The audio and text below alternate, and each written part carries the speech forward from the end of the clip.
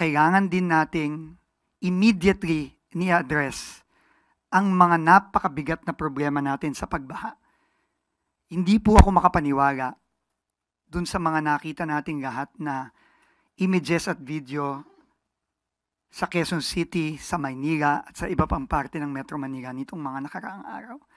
Ayon sa bagong DPWH chief, makikipagpulong siya sa mga susunod na araw sa ibang ahensya ng pamahalaan, lahat ng lokal na pamahalaan ng Metro Manila at ilang mga riyon na nakaranas ng matinding pagbaha. Aminado si Secretary Dizon na hindi magiging madali ang pagresolba sa problema sa baha dahil na rin sa matagal na anyang korupsyon at napabayaang mga proyekto.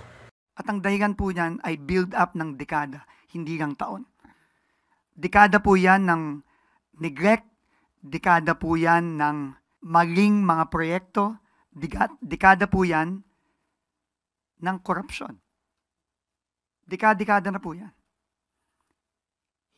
Kailangan po nating i-address yan right away. Hindi po madali ito. No? Hindi po, wala pong milagro dito. Walang silver bullet.